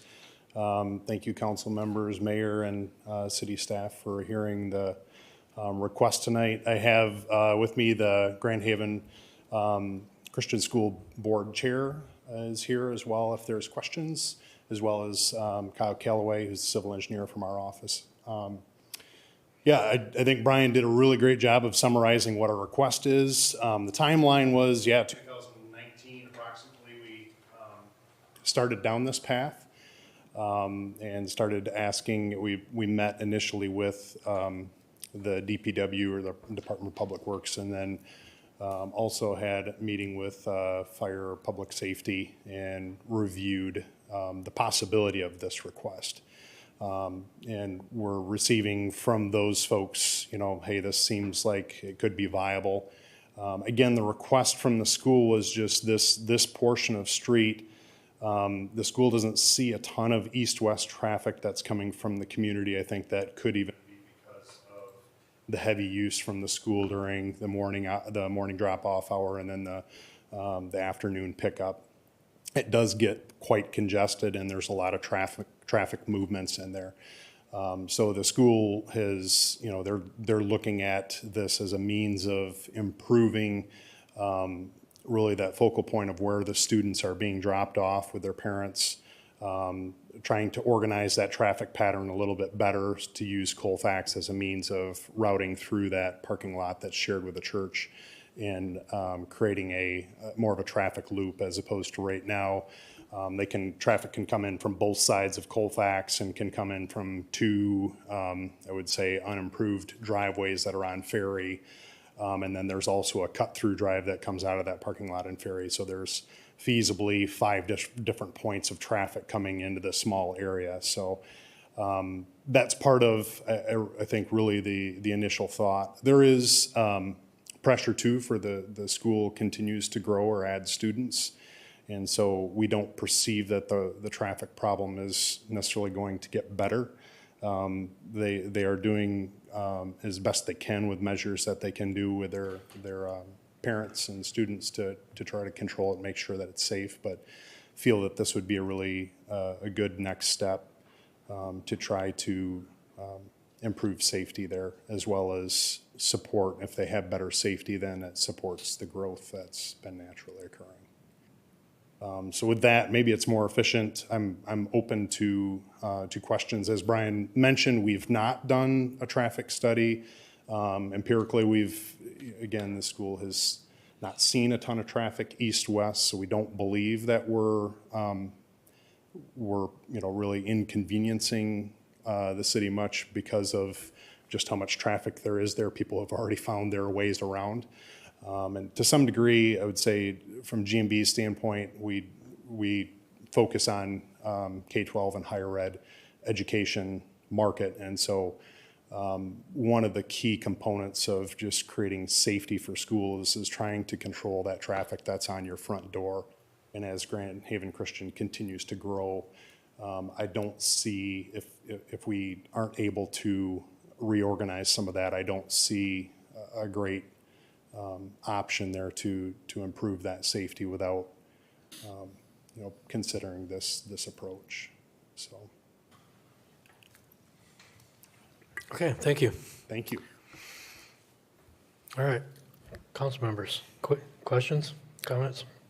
Yeah, I mean, I'll admit, I appreciate the request, and certainly I want the students there to be safe. I feel like a lot of schools are, and probably, very similar circumstances, always trying to move kids and parents' vehicles and flow safely. So I'm a little leery on this up front, but, I'm fine moving this ahead to let our planning commission take a look and dive into it a little bit deeper and provide us with a recommendation and go from there. So. Anyone else? I'm fine, as Ryan said, as Councilman Cummings said, to take it to planning commission. I mean, you have, as far as I'm concerned, you've done all the right things. You've gone through all our departments. They've already kind of moved you forward. And I think for us to step on what our departments have already done, I think is probably not the wisest thing to do. So I think we should have the public take a look at it, have the planning commission take a look at it, and we'll go from there. Thank you. Mike? Well, we've gone through this before. Grand Haven Public Schools at the old senior high school or Lakeshore Middle School. We went through that, we had all that, and they came up with the barriers and stuff like that. I like to see what a traffic study is, not in just the hours of when you're open, but during the summer hours and what's going to do to the neighborhood. In my neighborhood, the county came along and they took 4th Street away. It was an access for us to get to the post office and whatever else we can do walking now. It kind of cut the neighborhood up a little bit, and it inconvenienced. Well, a lot of the old people, they did was they moved the houses out. We don't have the citizens no more and stuff like that. We're trying to get people to stay here, so we got to make sure the homes stay. And but I like to see what a traffic study would be on the off time. See how many people are actually using it in the neighborhood. Makes it really difficult. Otherwise, not having that to make a real good decision. Traffic studies always help a lot. I understand with the buses and everything there, it's really, nobody wants to drive down where there's a lot of buses. I mean, face the fact, we don't want to hit students, we don't want to do that. We want to make it as safe as possible for them. But in the meantime, and in the off-season, when you're not in school, is the neighborhoods actually utilizing that road or not? I don't want it, and going to the planning commission, they'll be able to ask those questions and see that. So that's all I'm worried about. Thank you. I'm okay moving forward with the intent. Just one more question. Okay, go ahead. Otherwise, I was going to give it to Karen. I'll be just 1 second. Have you talked to the neighbors at all? Have you proposed this, or just let us? We haven't to the neighbors that are on Waverly. So just as a point of clarification, so when the school started this process in 2019, there was the church. They have next to the church parking lot is their recycle center, which was an old parsonage or a building.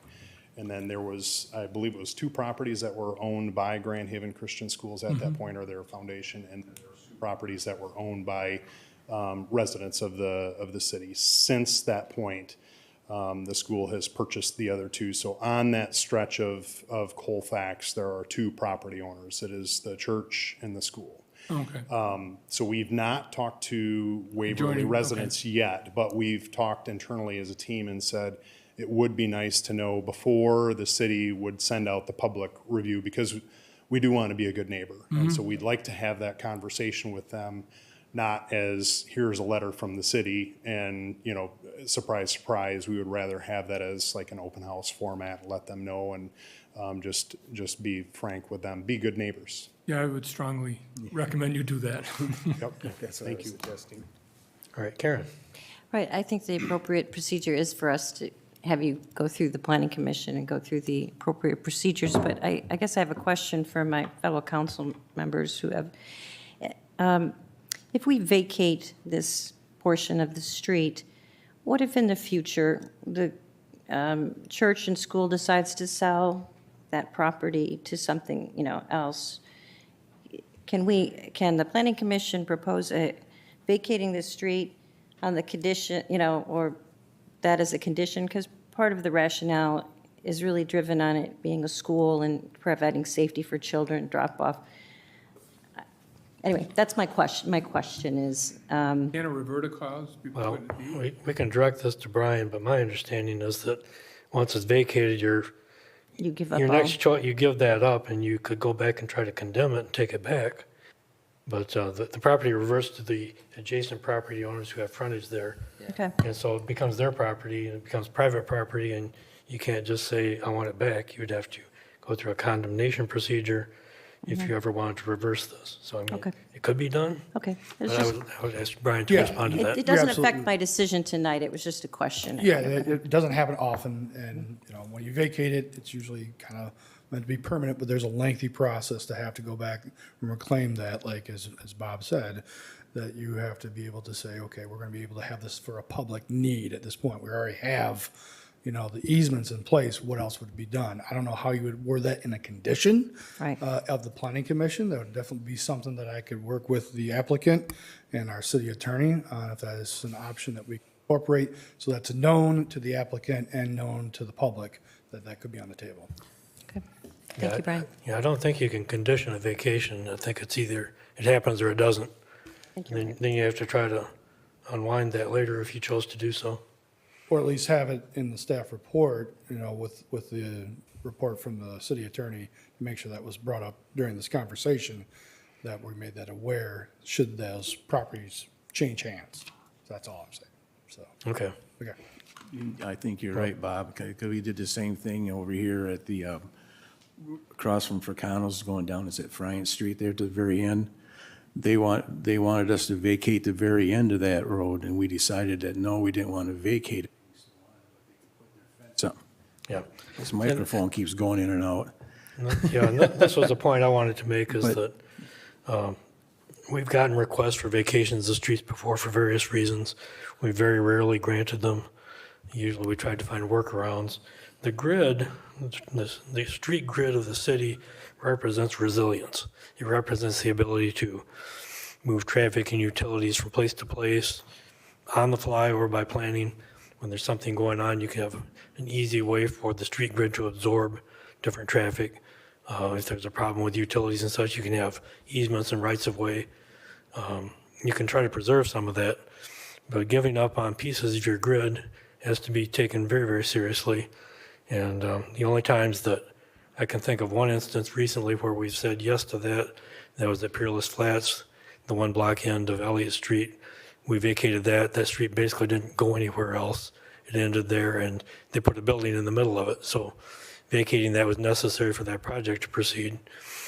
When we were asked to, as Mr. Fritz said, when we were asked to vacate the north end of Hopkins Street, north of Madison, we said no, but we'll give you a license agreement to use that as if it were yours.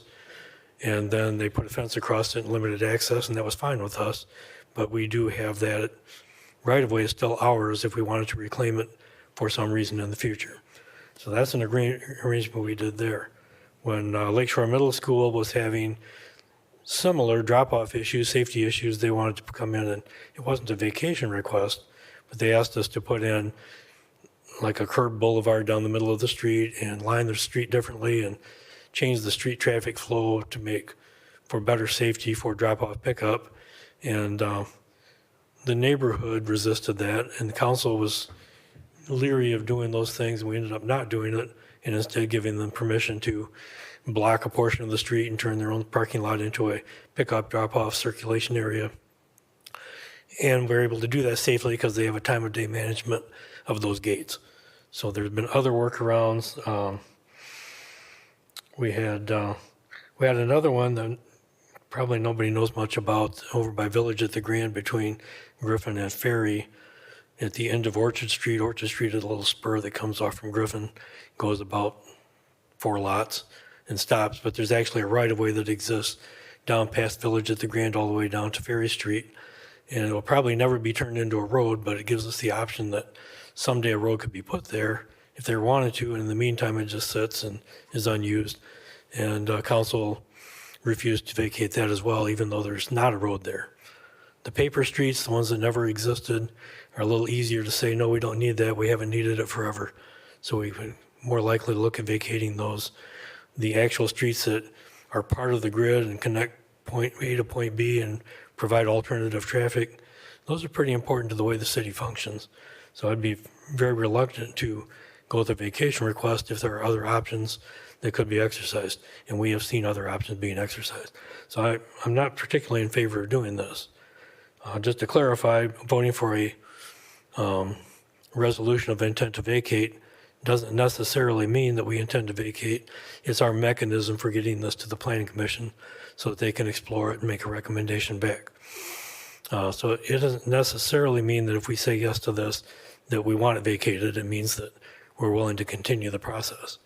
I, for one, am not willing to continue the process for all the reasons I mentioned, that I think we should look at other answers before we give up a street right-of-way and interrupt our grid. We have a few examples around town. Mr.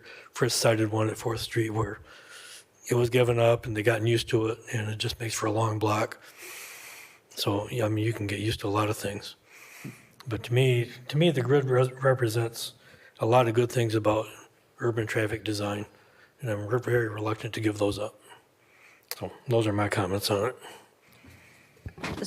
So just to clarify, Your Honor, if we said, we could say no to this, but that doesn't mean they can't go to the planning? No, they can't go to commission? the planning commission unless we send it there. Okay, if we say yes, but you're saying yes, but with the intent to explore, I agree with, some of your rationale about Yeah, the exploring some other resolution of in- options. Resolution of intent to vacate simply means that we have sent it to the planning commission to make a recommendation. Okay, It's kind of misnamed, that's that way in the charter. okay. I didn't choose the name for it, but it looks like we said, yes, we like this. It doesn't necessarily mean that. Gotcha. It means that you guys have a Okay. job to do.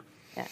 So that's what a yes vote would do. Yeah, I'm in agreement with the comments that you made. So So if you want the I planning could- commission to explore it further, that would be the direction. If you don't want it to go anywhere, you can vote no. But the planning commission could explore those other options you mentioned, other than vacating. They would be, I would ask Mr. Urquhart to step forward. If it goes to the planning commission, their job would be to look at the vacation. Yes. Okay, so you're saying if I agreed with everything that you just said, I should say no to this? Well, I will be. But I don't want to But they tell you could how to still vote. go to the planning commission and explore these other options, they're not asking for a I vacation. think a license arrangement would be here. I don't think that's a planning commission issue. So if we wanted some other way of using the street, that would something we would address. So they could explore those other options and bring it back to us, but not as a vacation, Right? correct?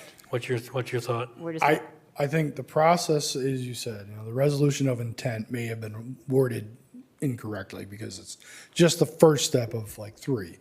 If at the planning commission and the recommendation isn't seen as favorable to vacate the street and explore other options, they would probably recommend, following through, not to approve it and look at other options. Then you guys could validate that. Then they could look at the other options that, Mike, you had mentioned, like those gates or other things where you're still protecting the public, the safety and welfare and the children and the drop-off with different measures through a license agreement without losing that vacation. But believe that would not have to involve the planning commission. That would be a motion by council. So this is kind of like giving the planning commission a little bit more. It does say that, traffic study. That is an interesting concept that they haven't done that. That is a requirement if we had to do a site plan review. Planning Commission could request that, see if that had any major impact. And then also the public hearing, what did they hear from the neighbors and the other stakeholders? So I would say moving this forward and then having discussions with the applicant would be prudent at this time to see if there would be other options following said public hearing, and then that recommendation may be to approve or to deny, and then seek other options. Does that answer your question? I think so. Okay. Other comments, questions? Would you call the roll? McLaughlin, Yes. Cummins, Yes. Fritz, Yes. Lowe, No.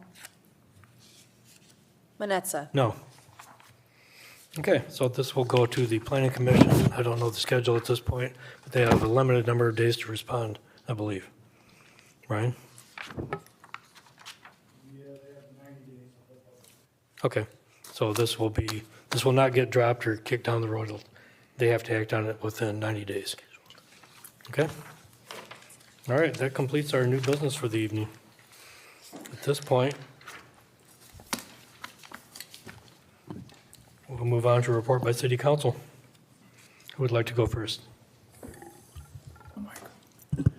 I'd just like to say thank you to all my constituents out there that voted for me.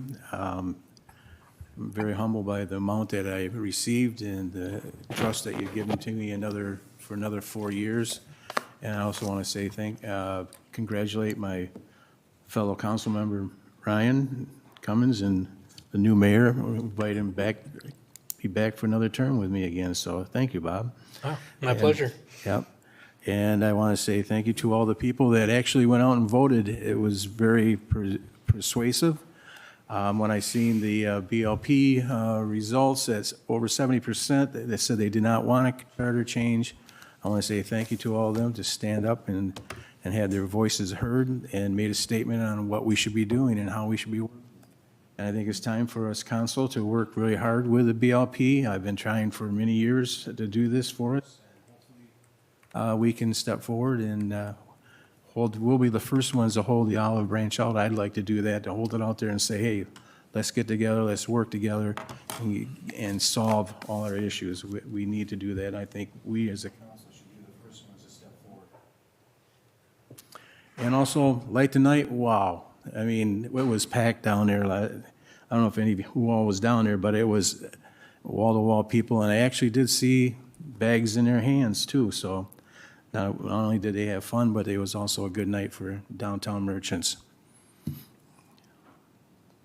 I'd like to just wish everybody a happy Thanksgiving. Were you done? Oh, you done? Oh, I'm sorry. Go ahead, no. I didn't apologize. I apologize. Give him a big Go pause. ahead. No, You know, just, sorry.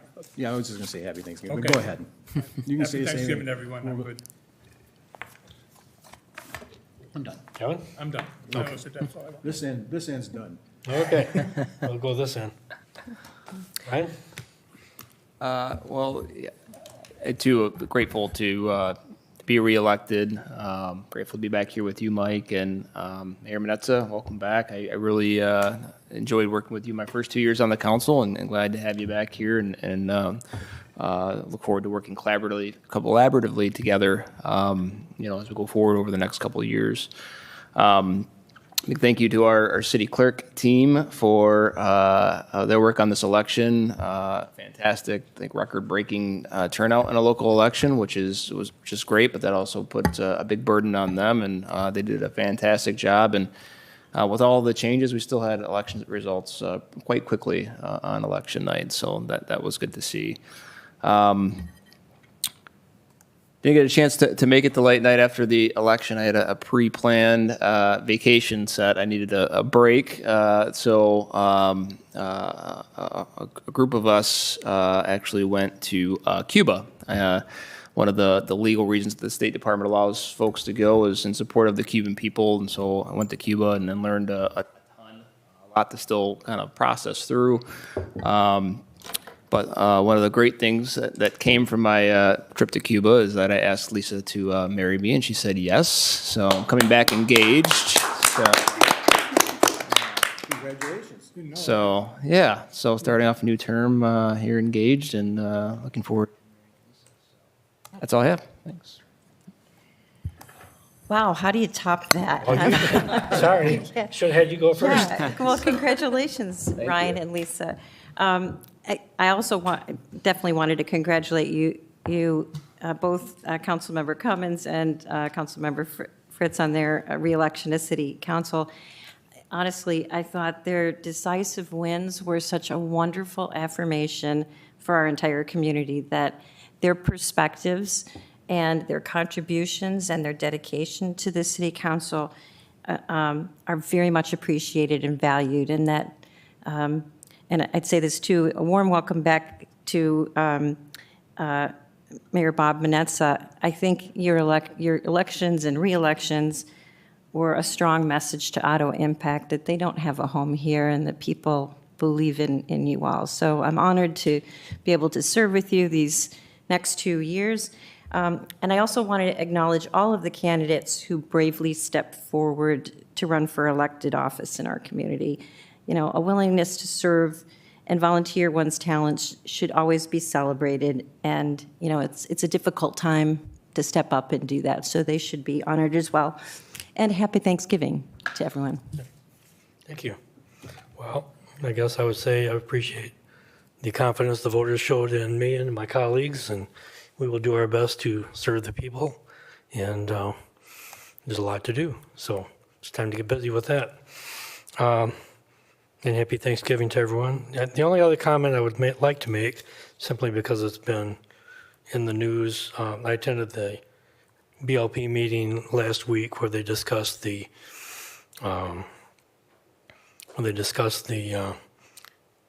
cost sharing arrangement on the hydronic system, the boilers for the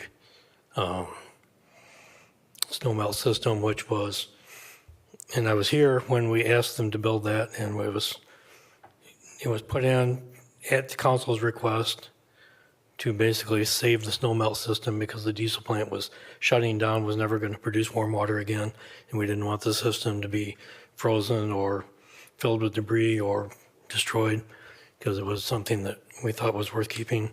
And we didn't have any arrangement or any real rationale as to how that was going to proceed because so many balls were in the air at the time. So we went through the next year and a half, next 2 years with, they put the system in, it's operating, it operates as well as it can operate. It's actually a very well-engineered system, well thought out, well designed, well installed, and now it's being operated by the city. And the cost of putting all that in was at the time acknowledged to be the city's responsibility rather than the BLP's. But we didn't know at the time how to do that because, as I said, there was too many balls in the air. So I cycled out of council and wasn't here for the arrangement that was made for the cost sharing split, how that was going to be handled. And those details were handled by others. And at the BLP meeting last Thursday, there was a complaint from the city of Ferrisburg that they didn't feel that they should be billed for any portion of that because they didn't see the benefit. And so the BLP made a resolution to stop collecting money on that and made a resolution to work with city council. They put in their resolution to work with city council to figure out what to do next. Now, I don't have an answer to this evening, and I want to do a lot of research and bring myself up to speed as to everything that's transpired in terms of this cost sharing, this loan and money that was involved. So, but I thought it was interesting, and I can see that this is something coming that we're going to have to deal with probably sooner rather than later. But I also don't believe that there's any good that comes out of rushing a resolution or rushing an issue before we're ready to deal with it. So I would say that let's make sure that we are on good solid ground, that we've done our homework, we know what the best options are. And beyond that, I guess I just am reporting this to council so that we're all aware of what's going on. I think we were aware anyway, but this is what we heard. So that was my report, and as I said, happy Thanksgiving and good to be back. So, it's a report by city manager. Just wanted to provide an update for your benefit as well as the public's benefit that we have 2 RFPs that will be released shortly here. One of those being the paid parking consultant RFP we had discussed a short time ago. That as well as an RFP for our city beach vendor location. We have had conversations with that tenant and have prepared an RFP to reevaluate options for that space. And those would both be released prior to the end of this week. Additionally, wanted to gauge everyone's preference or get feedback regarding a strategic planning session with this, I say new, but Mayor Manetza, you're the only new face here, with this group as we look to enter our budget season in December and January, that being preferred dates, format, any preference that this group may have. So this would be what used to be called goal setting last time I was here. And it may just It's be, become a planning session, but it's a way for council to share their priorities and iron out some things that council would prefer to see emphasized for the budget, correct? correct. And we do have a very well vetted, drafted document that has been in the works over the previous year that maybe would or could serve as a foundation for this group if we were to re-engage with that document and get it across the finish line. All right. So does May I ask just one comment? I don't know that your statement was entirely correct about the goal setting, because I think what we were trying to do with strategic planning is get out of the micromanagement on an annual basis, but really drive, strategic initiatives and allow staff, and we never got to the part, I don't think, of putting in some high level, how we were going to measure those, as a way for staff to understand how projects they were bringing forward aligned with what we were trying to achieve. So I think I don't know if it's as I don't know how that relates, but I hear what you're saying, that you need preferred date and format, and maybe we all need to just kind of get some thought, our individual thoughts to you on that. But I think what we have tried to do with strategic planning versus the goal setting is not get down at this minutia level. But, but we could discuss that in the strategic planning session or provide you some time. For me personally, I see this as a January item as opposed to a December item, given tying things up for the end of the year. Yeah, historically, at least when I was on council, we tried to do this in December so that by January, they could be trying to incorporate whatever our thoughts were. And I don't disagree with you on the difference between a strategic plan versus goal setting. I had my share of issues with how we did goal setting as well. But it was an opportunity for council members to get together in an informal manner and to share their priorities for the city. I think there's value in that, and I think staff looks to that as well for what does council want them to do. And so I think there's value for staff and for us. And for, if nothing else, I think it gives us a better way to understand each other as we go forward. I think there's probably something good to come from such a meeting. So whatever the format is, we can be flexible. If it can be, it should have some kind of structure, whether it's in December or January. I was hoping for December, but if January is what we get, I do think we need to get together in a work session format and work on this stuff. Last year, it was facilitated by Al Vanderberg. Obviously, we wouldn't know if we could get him specifically, but if you're interested in that format, you should also let Ashley know. Why don't we get back with Ashley about what we think timing and format would make sense, and then we can talk about it again next meeting, or we can just figure something out in the meantime and have you report back to us what looks like it can work. Absolutely. Just But wanted to bring it I to would the like this forefront. council to get together and have that discussion. Okay, that's all I have. When would you rather have it, Ashley? It's you've got to put together the budget. December is useful, but early January would still be feasible as we wrap up our line items towards the end of January. your overall direction just helps us set some parameters around what we prioritize. I mean, this is a special meeting that we'd want to set Yeah, a it certain, wouldn't- so it'd be another week in December, Yeah, it wouldn't I be. presume. It- It wouldn't it be at the wouldn't be a same night night as like a this. regular council meeting. That's why I just say January. It's just a very busy time. Okay. Um, I think it should- But, I mean. I we think can it do should be open-ended. I don't want to line it up with another Right. meeting and say, time's up. Right, that's. We should talk until we're done talking and then be done. So, yeah, it should be a separate meeting.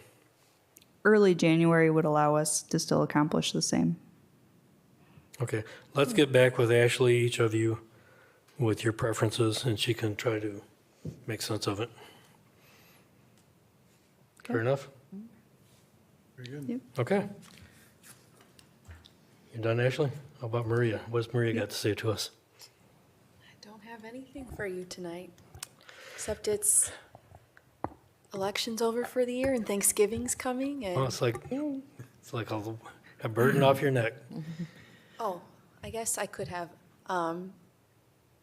if you followed elections, or if you don't follow elections, you probably wouldn't know this, but the presidential primary for this year, the normal date was rescheduled, and that will now be on Tuesday, February 27th. Okay, thank you. I saw that. I know, it's very early. All right, well, then let's roll into our next call to the audience. This is their second opportunity for the audience to address council on any subject. At this time, members of the audience may address council on any item, whether on the agenda or not. Those addressing council are asked to provide their name and address and be limited to 3 minutes of speaking time. Council will hear all comments for future consideration, but will not have a response at this time. Those not physically present who would like to call in may dial 616-935-3203. If it continues ringing, please remain on the line until it's your turn. We will take all callers tonight. Don't everybody rush to the microphone. All right, seeing none, we will move on to adjournment. So we are adjourned. I didn't get us out of here before.